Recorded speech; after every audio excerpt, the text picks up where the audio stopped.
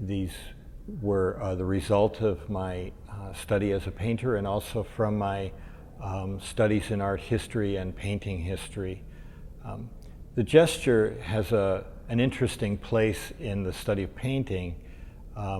Very much like a signature, they identify a specific artist. I think one can look at a painting of Van Gogh or a painting of Velázquez and only seeing the brushstrokes recognize the artist. These gestures are very much my gestures. They're scaled to my physical reach at a particular moment in time. The large gestures are my arm reach, although I do make large brushes myself to create the large brush strokes and gestures. Scale became very important to me, particularly after I saw a retrospective of the work by an artist named Barnett Newman.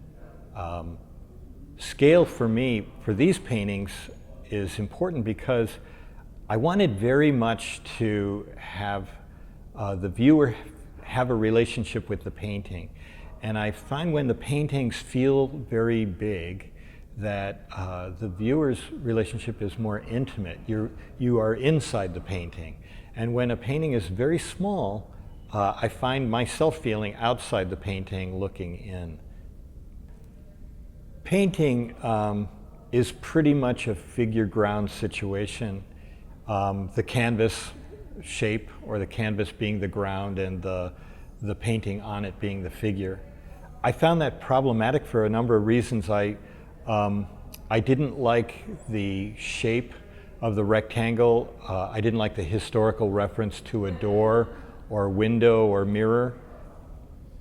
For me, that placed the viewer looking into another world, and I wanted my paintings to have a relationship with the viewer in their own space. Additionally, I didn't like the shape as an object. It wasn't, I wanted the gesture to become the painting and the painting to become the gesture.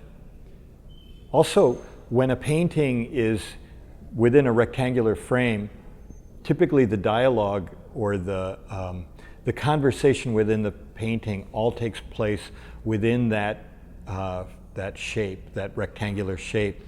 But because I've gotten rid of that shape and the painting is free to be any shape it needs to be or wants to be, it has more of a dialogue with the space around it, with the architectural space, and becomes active and energizes that space. Yeah, color is clearly very important to my work. I don't think of color in a political way or a symbolic way. Many years of evolution tells us that certain colors can mean something to us. I used to lecture on color and talk about how green meant, a certain light green meant buds on trees and new grass, which I think to us just at the core of us could feel like hope and food and spring. And so for me, basic colors have, they evoke certain feelings, and I try to be very in touch with those feelings. And sometimes I play the color against the form that I'm making, and sometimes I try to marry them together. I'm looking for a very powerful initial reaction with the paintings. I want the gestalt of the painting to be the first thing you notice. A big, bold color that takes over the whole environment or the whole field of your vision, and a broad statement, a broad gesture that pushes and pulls in a very powerful way. Then, after you've gone through that experience, for me, the next experience is realizing that there are many nuances within the painting, counterpoints, smaller gestures that may offer you other experiences. So I need to be an inventor. I need to be an engineer. There are a lot of the problems that I needed to solve in order to make these paintings are engineering oriented, I suppose.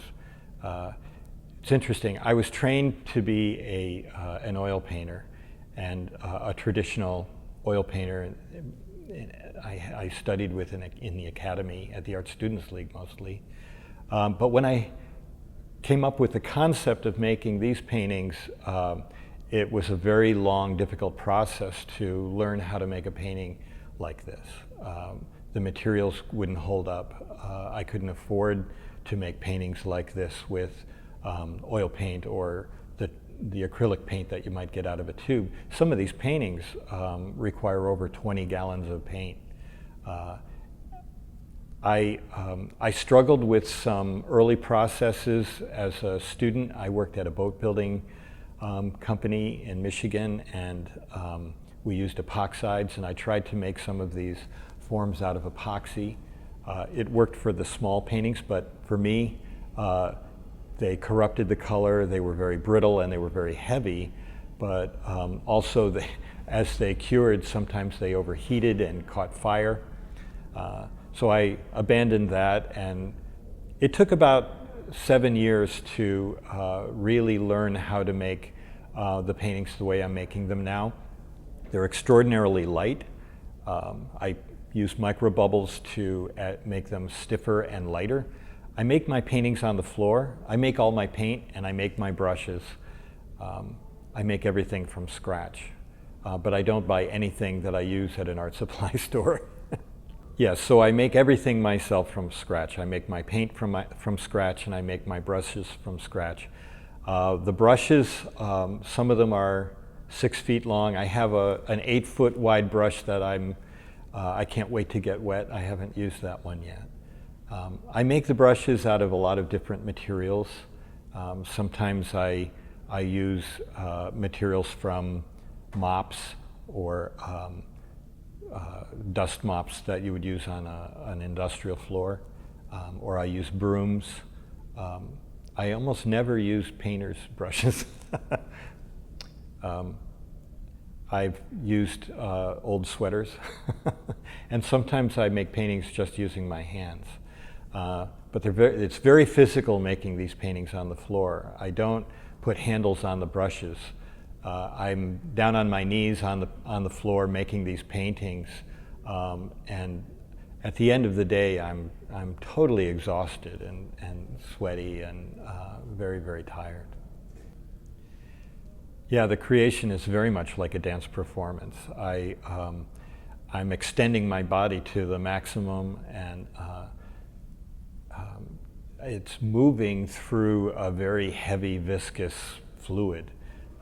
So the motions are it's very physical.